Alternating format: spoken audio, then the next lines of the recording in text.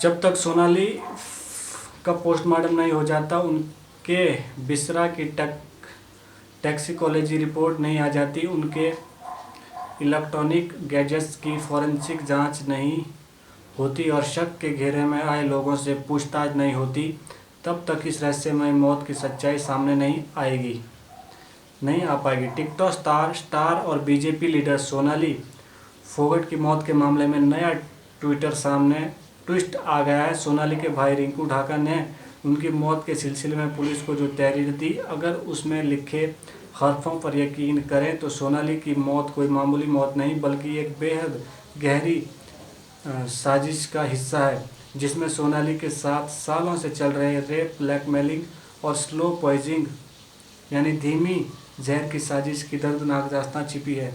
एक ऐसी महिला जो अक्सर अपनी तुलना शेरनी से करती हो, जो सियासी के रास्ते अक्सर लोगों की भलाई के लिए अपनी जान तक देने का दावा करती हो, असल में वो निजी जिंदगी में साजिश के भंवर में कुछ इतनी बुरी तरह उलझी हुई होगी, इस बात पर यकीन करना भी मुश्किल है।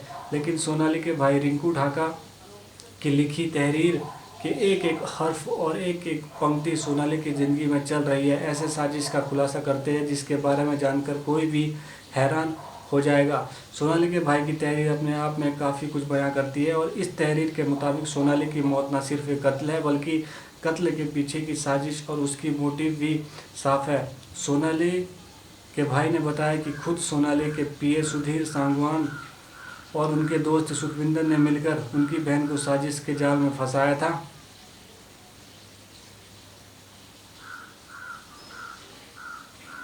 सुखविंदर ने अब से कोई 3 साल पहले सोनाली को खाने में नशीली चीज़ मिलाकर उसके साथ रेप किया था और इसका वीडियो भी बना लिया था, जिसके बाद से सुधीर और उसका दोस्त सुखविंदर लगातार सोनाली को ब्लैकमेल कर रहे थे।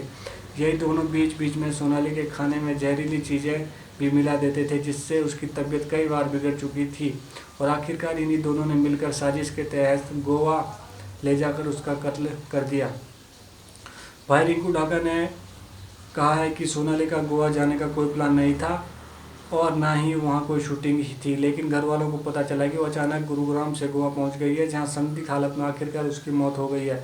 असल में यह मौत कोई मामूली मौत नहीं बल्कि साजिशाना किया गया एक कत्ल है। भाई का कहना है कि सोनाली ने अपनी ज़िंदगी में चल रही इस मुश्किल के बारे में गोवा जाने के बाद पहली बार अपनी बहन और जीजा को फ़ोन पर बताया था, लेकिन इससे पहले कि परिवार उसकी मदद करवाता, उसकी गोवा में ही मौत हो गई। वैसे सोनाली के भाई के अलावा उसके घर वालों ने भी अब तक जो बातें कही वो सोनाली की मौत के पीछे किसी गहरी साजिश की तरफ इशारा करती है।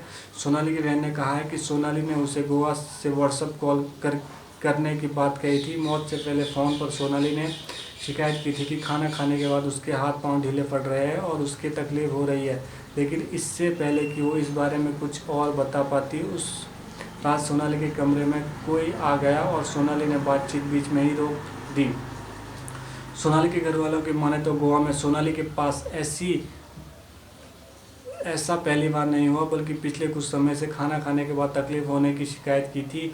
यहाँ तक कि घर वालों ने उसे डॉक्टर से मिलने की बात कही थी, लेकिन सोनाली ने इससे इतनी गंभीरता से नहीं लिया था। सोनाली ने यह बात अपनी माँ से कही थी और छोटी बहन रुपेश से भी। सोनाली ने एक बार खीर खाने के बाद तबीयत बिगड़ने की बात कही थी और सोनाली ने बताया कि तब उन्हें उसके पीए सुधीर ने ही खीर खिलाई थी। असल में सोनाली बीजेपी लीडर होने के साथ साथ एक्टर भी थी। वो सोशल मीडिया पर अपने छोटे छोटे वीडियोस और दिलकश तस्वीरें के ज़रिए अक्सर छाई रहती थी। ऐसे में उनका फिटनेस फ्रीक होना या अपनी सेहत के लिए सजग रहना भी लाजमी था और सोनाली सचमुच अपनी सेहत का हमेशा ख्याल रखती थी। घर वालों का कहना है कि सोनाली की मौत अचानक क्यों हार्ट अटैक से हो जाए ये बात मुमकिन नहीं है। इल्ज़ाम सिर्फ सोनाली के कत्ल तक ही नहीं है। घर वालों के मुताबिक अब कातिल कत्ल के बाद सबूत मिटाने की भी कोशिश कर रहे हैं। सोनाली की मौत के दौरान बाद उनके हिसार वाले फार्म हाउस में लगे सीसीटीवी का डीवीआर, उनका लैपटॉप और दूसरी चीज़ें उनके फार्म हाउस से चोरी हो चुकी है और ये सब उनके पीए सुधीर सांगवान और उनके दोस्त सुखविंदर ने करवाया है। गोवा पुलिस ने इस सिलसिले में शुरुआती कार्रवाई के तहत अस्वाभाविक मौत का मामला दर्ज किया है। उनके घर वाले गोवा में है। सोनाली की मौत कि इस वारदात को 48 घंटे से ज़्यादा हो चुका है, लेकिन उनकी लाश का पोस्टमार्टम भी नहीं हुआ है। हालांकि गोवा शासन अब भी सोनाली की मौत को एक सामान्य मौत मानकर चल रही है, लेकिन गोवा सरकार का कहना है कि वो इस मामले की जांच के लिए हर तरह से तैयार है ताकि मौत का सच सामने आ सके। धन्यवाद।